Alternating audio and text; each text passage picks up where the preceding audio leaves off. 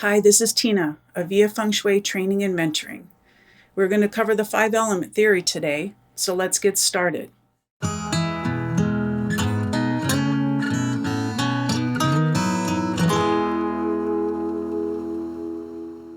This is the third concept of the 3 core concepts I started to talk about in our last video. The first video I talked about was understanding energy, that everything is energy. So everything we're going to talk about from this point on is energy, right? The second part is that duality component, the polarity that we live in the Yin and Yang theory.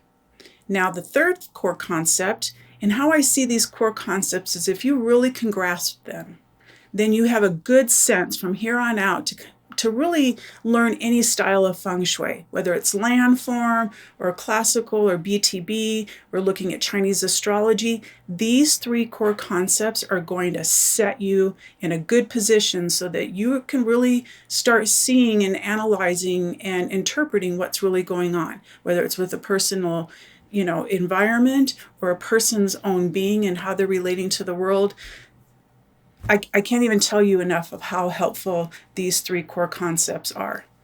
So if you're taking my course and you're taking these as a prerequisite to the certification training program, you'll be able to download the PDF. So make sure you have those in front of you because you're going to want to take notes and make that a part of your book.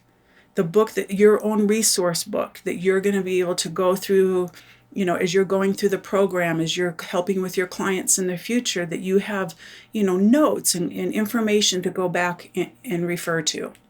So make sure you're printing those out. So like I said, today we're going through the 5 elements.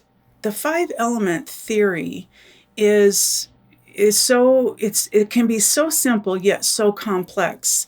And but we have to just understand the basics, because once you understand that foundation, those core concepts and the basics of it, then you can go as deep as you want. You can go as far as you want with this and really have fun with, the subtleties that you can work and play with. So make sure that you have those pages in front of you, because we're going to jump right in and start talking about those 5 elements.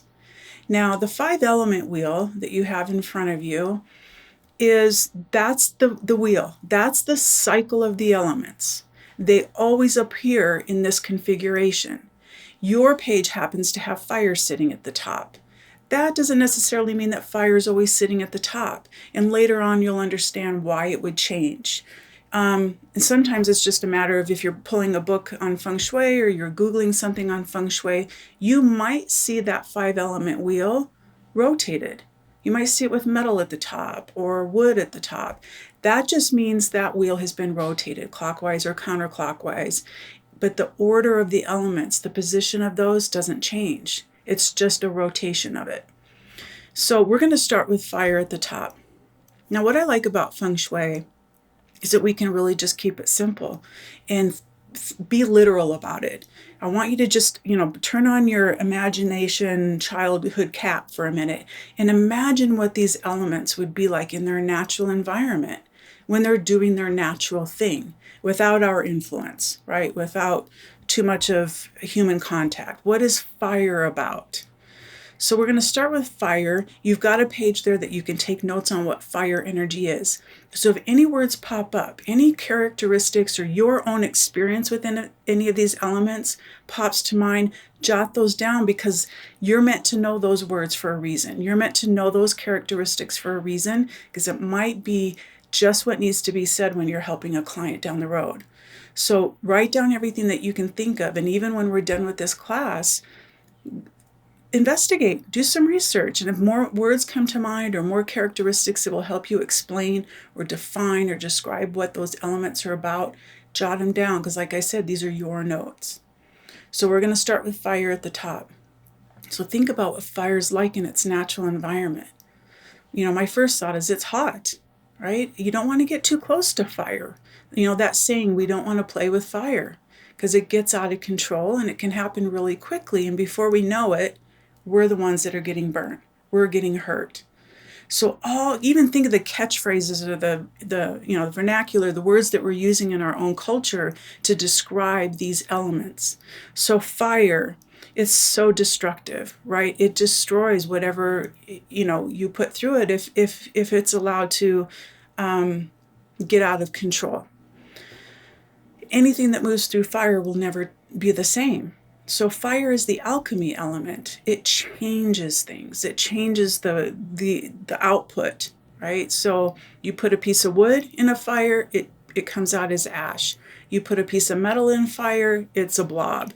So whatever goes through fire is going to change.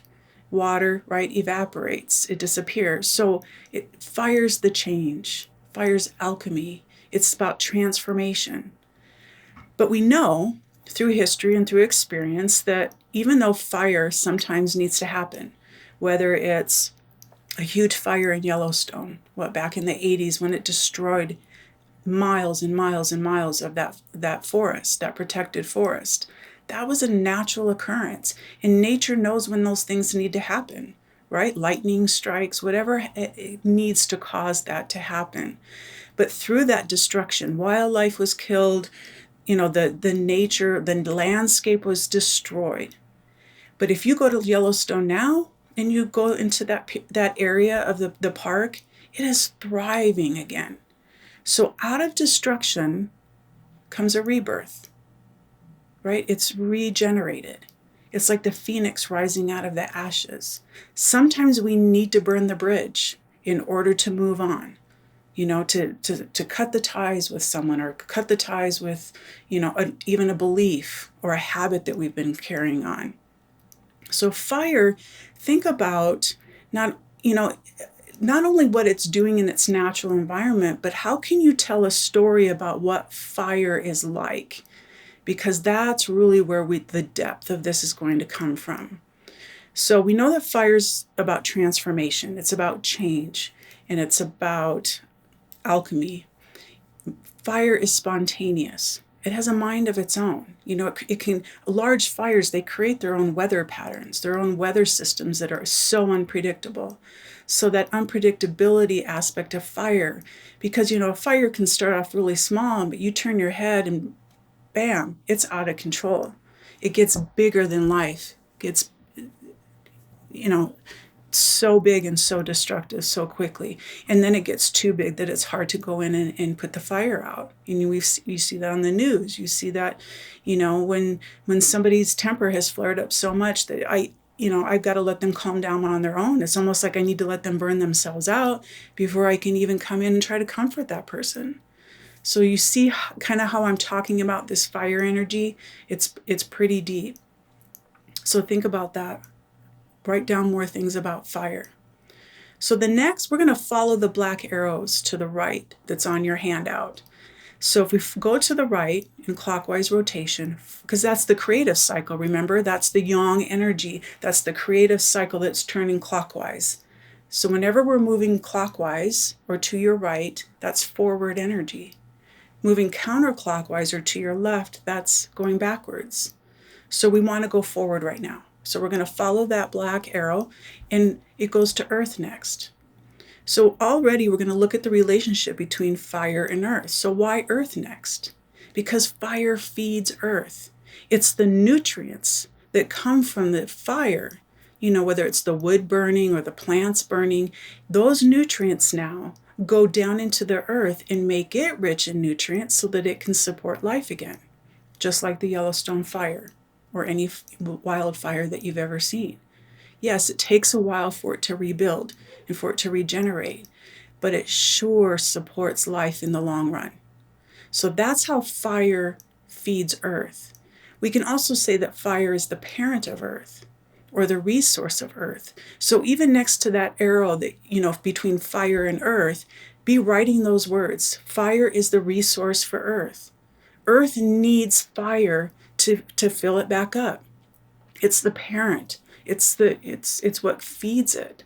So go ahead and write those notes down, because that's important, because this is all going to become part of your vocabulary, especially when you start doing the Chinese astrology charts.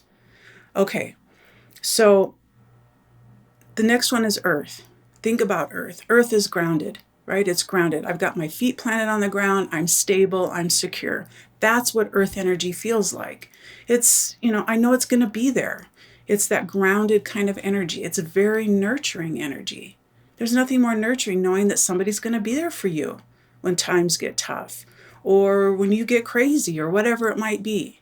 So earth is that nurturing heartbeat, that kind of energy. It's the heart. It's the heart of our existence, right? We live on this planet. It's the whole planet calling Earth itself, or the earth that we move in our gardens, or the mountains that we hike on. That's all that earth energy. So earth is very grounded, and it can get stuck, right? We can get stuck when the earth is too compact. When it's too hard, things won't budge. So that's earth energy. Earth energy, now we're going to follow down again, and it's the same vocabulary. Earth feeds metal, or it houses metal, right? It's within the core of the earth that we have that metal. Or we break down the mountainside through mining, right, to find that metal. So earth supports or houses or feeds or parents, or is the resource for metal. Metal won't have any place to exist unless there's earth to hold it in place. So metal energy is strong, super enduring, right? That's why we build equipment that we want to last a long time or do a really big task. We build it out of metal because we know it's going to hold up to it. Whether it's a bulldozer or, kitchen utensils, we don't build, we don't eat with plastic forks. We eat, they're like disposable, even though they shouldn't be. They are, because they don't last. So we build them out of metal. So metal energy is strong. It's to me, it's also about staying focused and staying on task.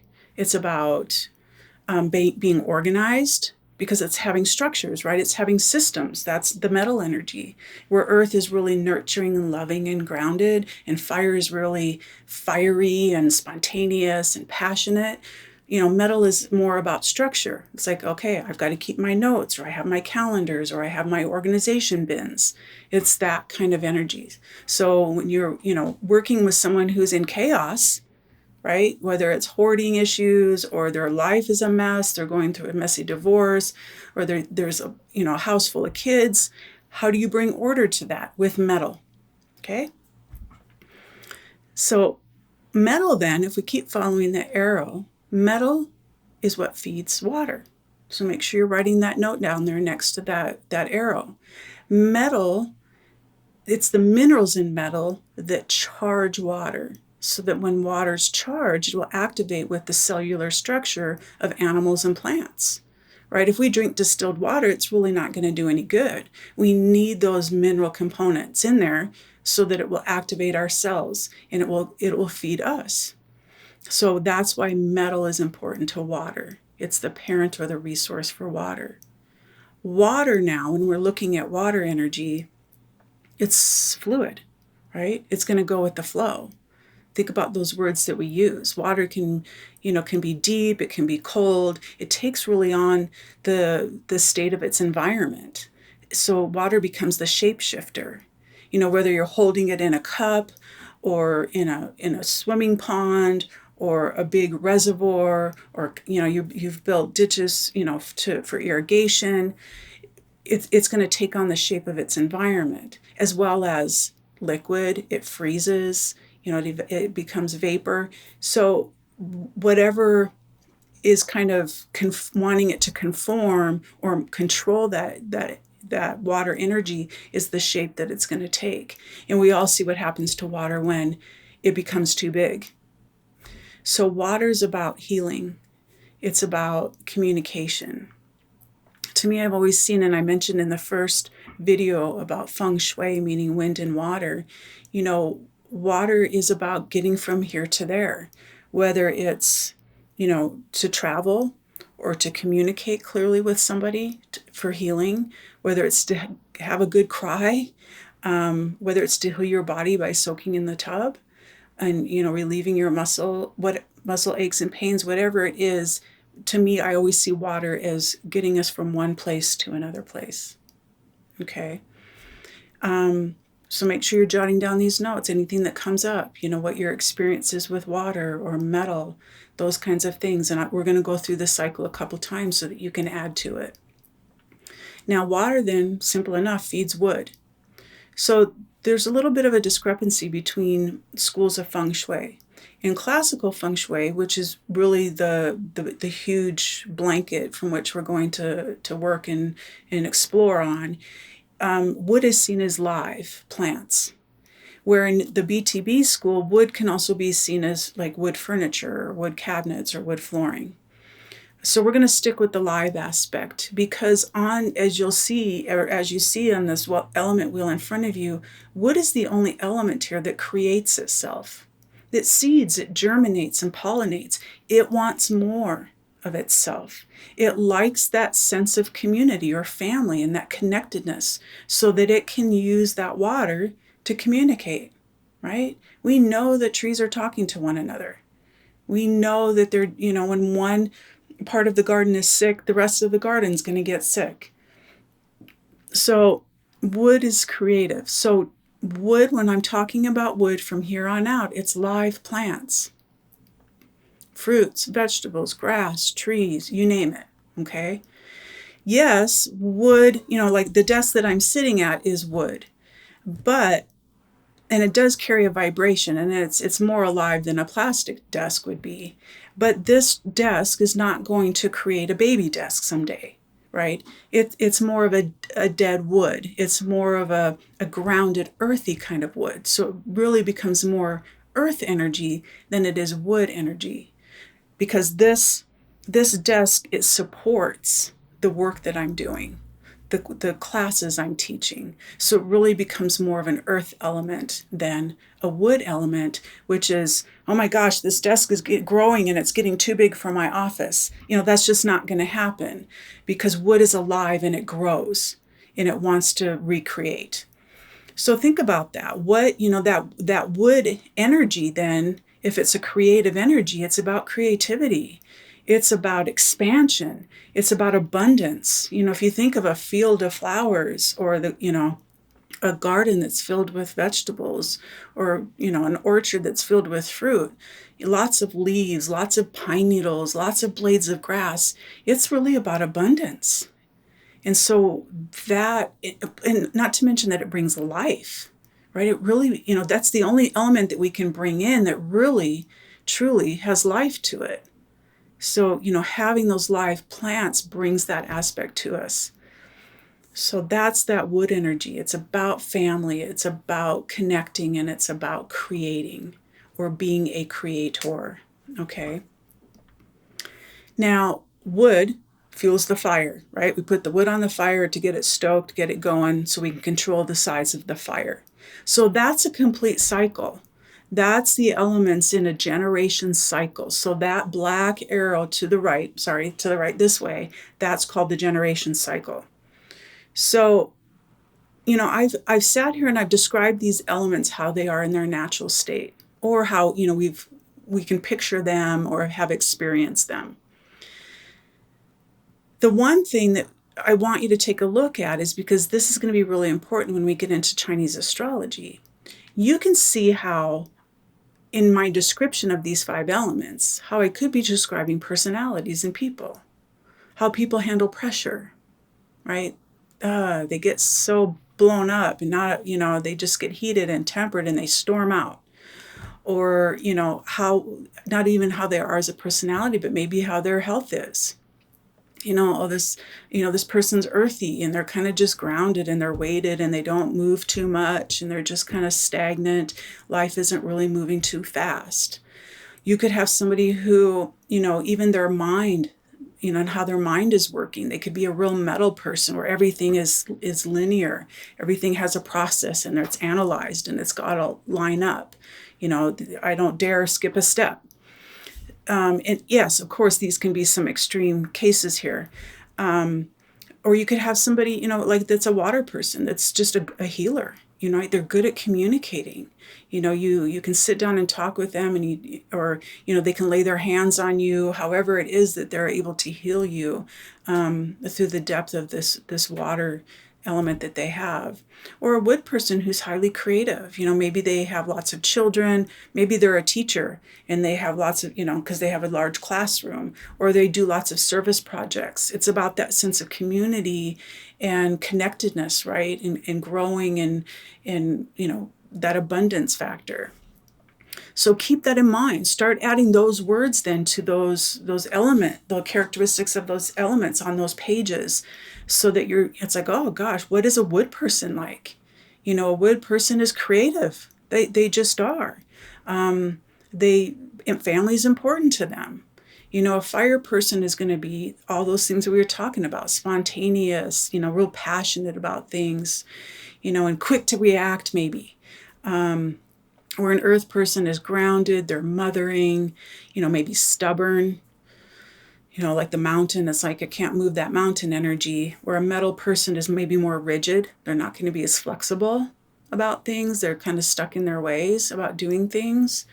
Maybe a little more cold, a little hard to get close to.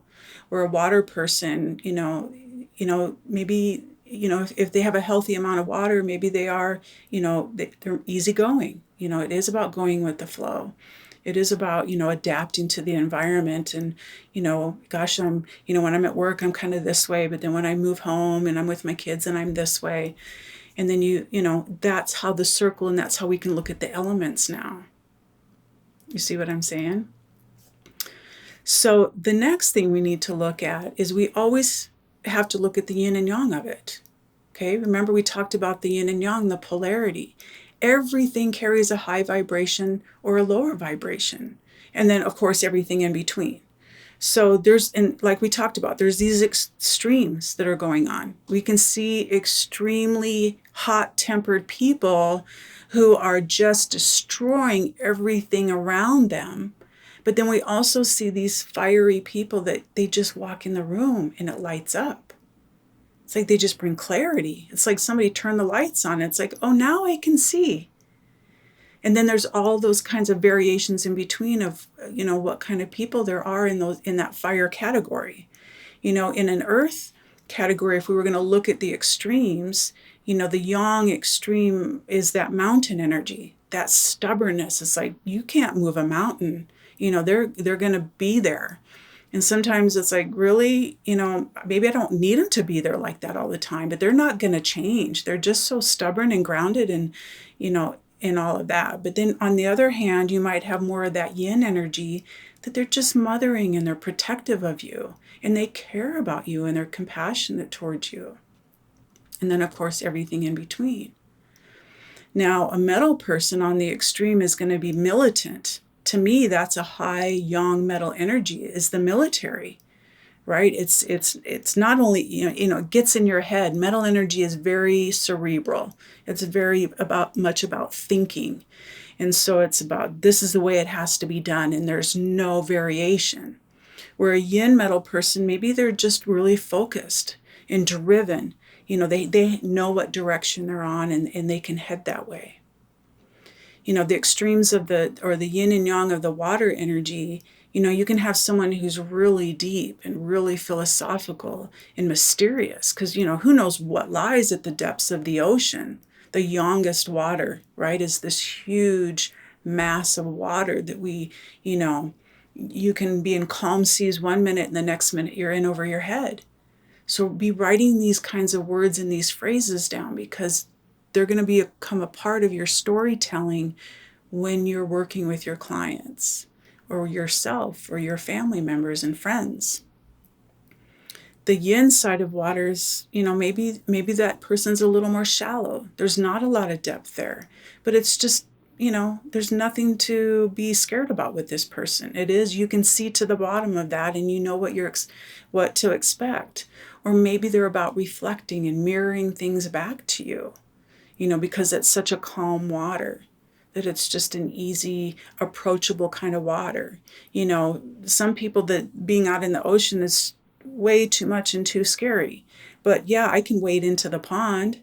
It's a little bit warmer and I don't have to be worried about, being taken under by an undertow. And then the wood, the extremes of the wood is, a yang wood energy. And the I Ching, which we'll get into in class time, is thunder. It's very active. It's kind of that ADHD, ADD stuff. It's constant activity going on. And, oh, I got this idea, and I've got so many things on my plate, I can't get anything done. And then a yin wood is just someone who's creative, right? Maybe they're a painter or a writer, or they, just love connecting with people and being of service. So those are the elements and how they are in that generation cycle, as well as how can I see this play out in a person? The different parts of who they are, which we'll get into in a little bit. So next, we're going to look in the opposite direction, the degeneration cycle. So we're going to go backwards. We're going to go in counterclockwise. So get ready to take some more notes. Okay, so now we're going to look at the degeneration cycle. This is going in the counterclockwise rotation. So we're going to start at the top with fire again, and we're going to go over to the wood. So wood, or what fire does to wood now, is because fire can't feed wood, not like it did earth, but fire will use up wood, right? It's just going to use it up. Whatever you give me, I'm going to eat it, and I'm going to grow bigger and bigger. So this is a really quick cycle. So fire uses wood. It burns it up. Wood then, if we go down to water, wood soaks up all the water. It uses the water just as well, right? Oh, give me more. I'm thirsty. Feed me more. Depending on the season, depending on the need, depending on the situation or the relationship, somebody might need more of that. You feed me, feed me, feed me. And what will happen is it just gets used up. The water has nothing left because the wood has soaked it all up. Okay? Then water, when we put water to metal, water weakens metal by rusting it, right? It makes it start flaking, and it deteriorates, and it becomes less strong. So water weakens metal. So make sure between these, on these arrows going in the other direction, between fire and wood, it would be fire burns up wood. Wood soaks up water, and water weakens metal. Metal then, too much metal in the earth dissipates earth. It infiltrates the earth. The earth, seeds can't grow because the metal isn't going to provide enough nutrients, for, grass to grow or trees to grow on the mountainside. So there needs to be a good balance so that earth can support life. So too much metal infiltrates earth, and then earth puts out fire, right? Like at the campsite. The fire, we're done with the campfire, we throw some earth, some dirt on it to suffocate it, and we're done. That's it. We don't need to, check it out anymore. So that's how they use each other up or destroy one another. So you can see even we can use these elements in how they can build one another up, support you. Okay, this is what element you're weak in. This is the element I can give you to support you. Or you need this kind of support in this business. Well, you're going to need this kind of person that can come in to support you rather than someone who's sucking you dry. You need someone who can help support you. Kind of see what I'm saying here? We're going to have so many more conversations like this. But I want to give you a taste of why these elements are so important and how we begin to tell stories and weave the stories about what they do to one another. Because that's really what's happening all the time, right? Because it's energy. And so, the Chinese see these 5 elements as the ruling forces of this planet. That these are the 5 elements that exist here. And so, one can have, be the reigning element and be really destructive over all the others. But then eventually the others will have their moment, or it will neutralize. Nature has such a beautiful way of, finding its own inner harmony or its own balance. Unfortunately, we put humans into that equation and it throws everything off, right? Because of what we're doing to the earth and into the atmosphere and all of that. The indigenous people for as far back as man has been on this planet, that was how they studied and understood life, was by observing the seasons, the cycles of life in these 5 elements to see how they interacted with one another. What happens when, a caveman's going to find out really quick what happens when they've finally built the fire and then a downpour comes. Water's going to put that fire out. But they also, can plan ahead then for that, for the next time, and maybe save more wood next time so they have more wood to fuel the fire, to get it through those wet moments. So there's one other cycle we need to take a look at, and that is the gray arrows that you're seeing in the center of that circle.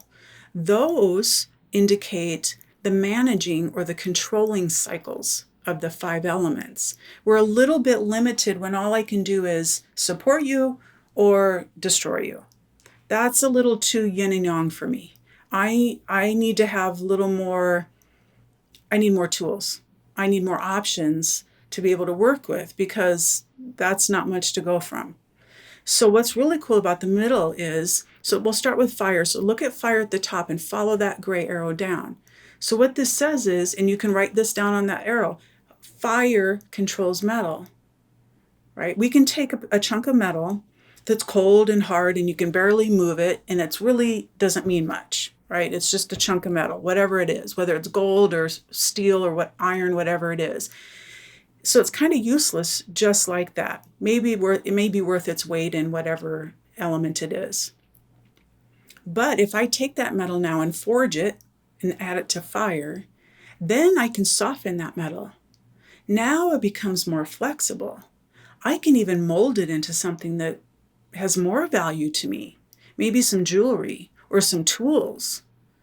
So fire is what controls metal. So we know when metal gets too rigid, too hardcore, and I'm not going to sway anyway, you can add a touch of warmth to that. It doesn't need to be a full-blown blaze, but it can just be a touch of warmth to help that energy to soften up, to help that person to soften up. Here's an example. My 15-year-old daughter has very high metal in her chart, in her Chinese astrology chart. You get her in front of the fire pit out back, she's much more flexible. That's the time when you need to be having conversations with her, where before she was just so rigid in her thinking and so, demanding. It's like, no, let's really have a talk. It's not used to manipulate. It's just used to help each other connect and understand one another. And you have to do it with love.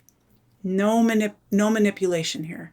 If you go into this with manipulation, as you're going to learn with me throughout the course, you're setting yourself up for karma that there's no need for that.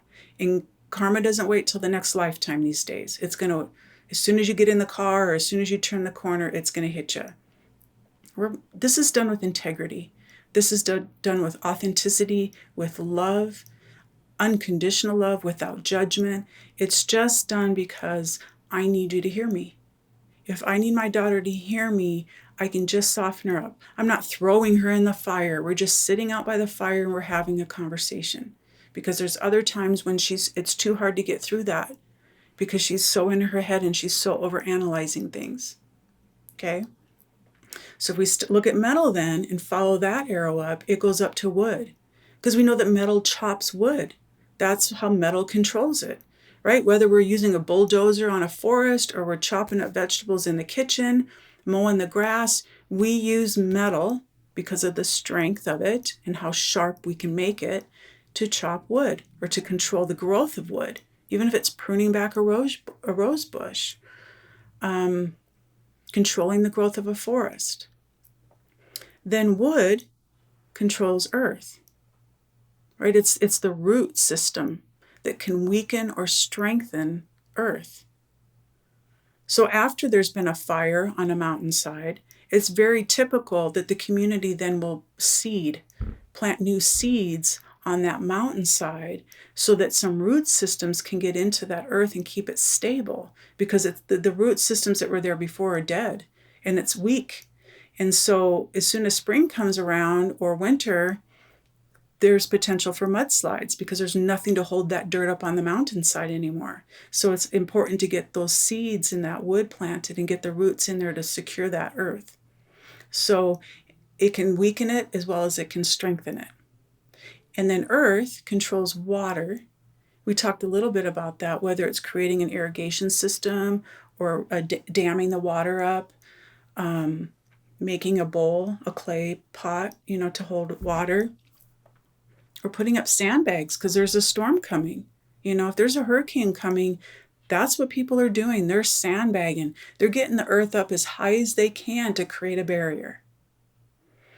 And then water puts out fire, right? We know that water puts out fire, if that's what we need to do. So there's the controlling cycle. So we've talked about the generation cycle, which is the clockwise, the degeneration, which is the counterclockwise, and then the controlling or the managing cycles within that. So keep in mind again that we have to look at the yin and yang aspect of it. Because even though water controls fire, say you and I are hiking on a mountainside, and I've got my water bottle, you've got your Camelback on, and we come across a fire, or a fire breaks out. Because of the fuel that's there to feed that fire, all that wood energy, there's potential for that to get out of control really quickly, right? Well, our little bit of water, our yin water, because it's a smaller energy, will not be able to match that yang fire energy. So yin water then becomes controlled by the yang fire. It's like, if I just throw my bottle of water on it, that's just going to make it spit and spurt and maybe head in a different direction. So what do? We call 911. 911 is yang water, right? They have resources. They have buckets, they have planes, they've got hoses, they've got men. They have resources. So you kind of have to, if you're putting out a big fire, you need to match what you're going to use to put it out with, or else it's going to be a never-ending battle. And we've all felt that before. So think of the elements like this. I always see yin as manageable. Whether it's water, a glass of water, or, the water that's pooling in the yard, in the street, whatever. Yin water, I can drain the tub, right? I can soak up, if the toilet overflows, I can soak it up with towels. I can dump the water out. I can manage little water. Big water, I can't manage that. It's beyond my control. That's the ocean. That's like me, putting my arms around the ocean and say, okay, I'm going to take you home with me. Or trying to control a typhoon or a hurricane that's coming. We do our best, but we don't always aren't very successful at that. So, or yin wood. Yin wood is, that's the fruit, the vegetables, that's the flowers, that I pick up and I bring home. So my home is beautiful, with life.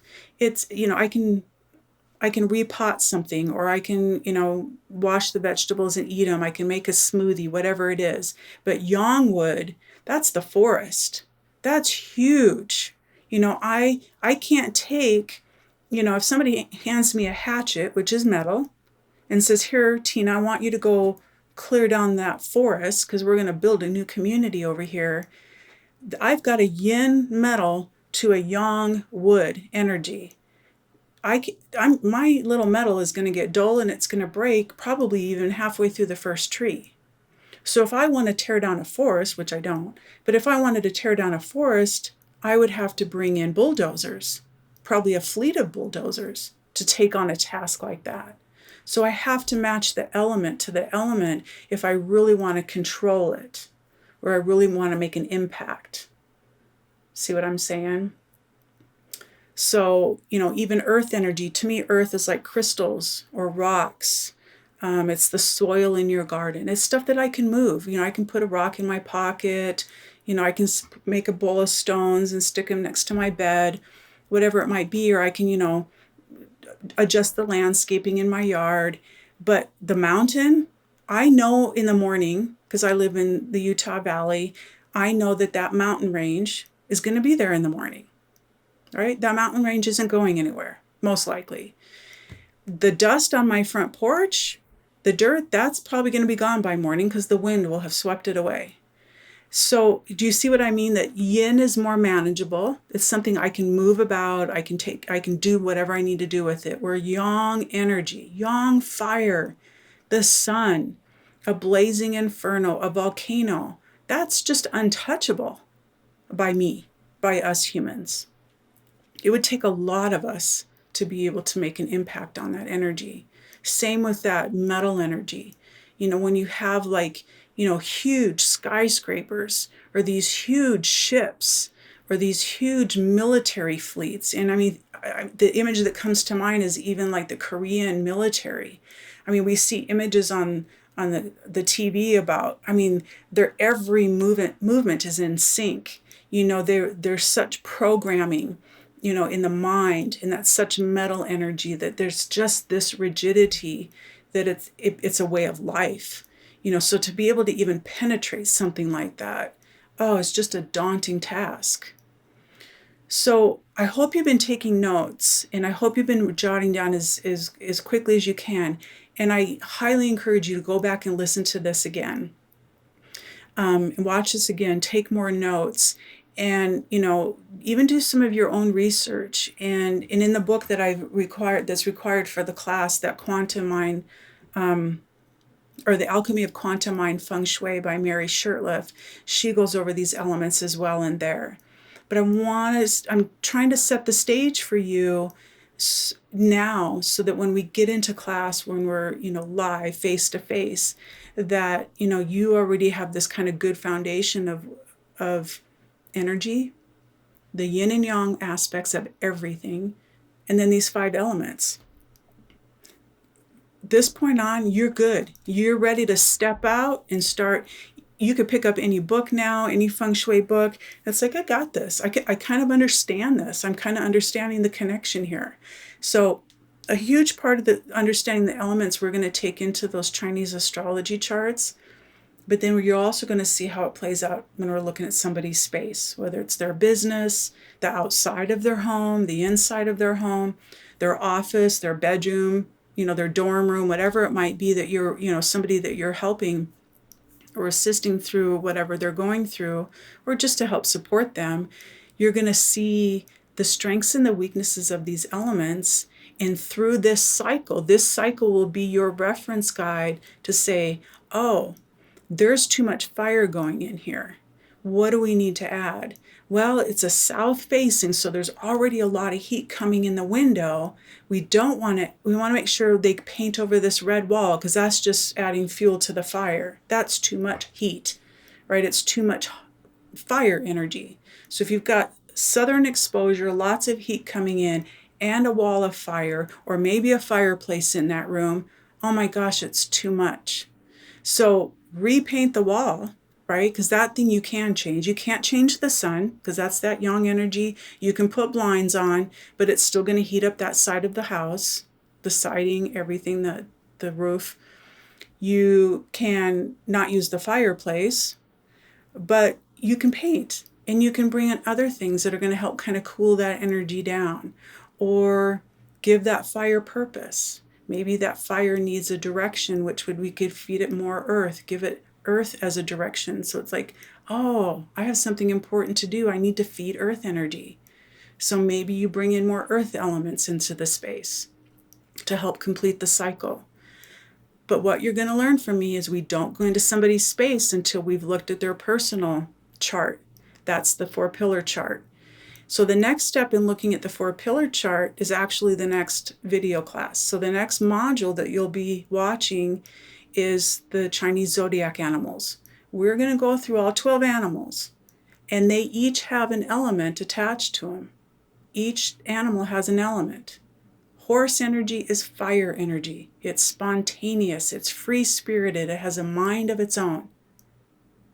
So we're going to look at each one of those animals in their natural environment, and we're going to go through similar to this. We're going to talk about those animals and how those animals relate to one another, because everybody has 4 animals in their Chinese astrology chart. So that's a huge part of what we do, is we look at these charts to understand who our client is on a personal level. So when we are in their space, their living space, their working space, whatever it is, that we can help them specifically and personally for them.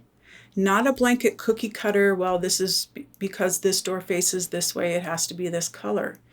We're going to work with their chart. Sometimes you're working with the whole family's charts. Ideally, that's what you want to be doing. Or the whole team at the office. You're looking at everybody's chart. It's like, how can we create harmony here? How can we support everybody? Well, if this person needs support through a health crisis or a financial crisis, we have to be able to look at these elements, look at these animals, and then we're going to look at where they sit on the compass. So as we go through the program, I'm just layering the information, and it just fits nice and neat together to all of a sudden you're going to realize you have this one great tool, which is Feng Shui. You have this one great tool to interpret, assess, analyze, whatever you want to call it, so that now I know how I can be here for these people. It's really beautiful. It's really a fascinating experience to, have the wisdom that you're going to have and how you can apply it and make it practical and make it meaningful and really see people light up and get excited about life. That's a huge part to me. I've learned a lot through the years. I have a lot more to learn, but so much has been gifted to me by these wonderful people I've studied under and mentored under and observed under, and I'm so grateful that I get to pay it forward. So keep taking notes on the 5 elements, because this is going to be an ongoing part. It's going to be brought up throughout the rest of this program. And I will see you in the next module video of the Chinese zodiac animals, okay? So thank you so much, and don't hesitate to drop me a line if you have any questions, or jot your questions down now so that when we show up for class that first day or whenever during that period, that we'll get them answered. We'll get them out there so that we're starting off on a good foot and everything's right there. I look forward to seeing you in person. Until then, enjoy, and we'll see you in the next video. Thanks.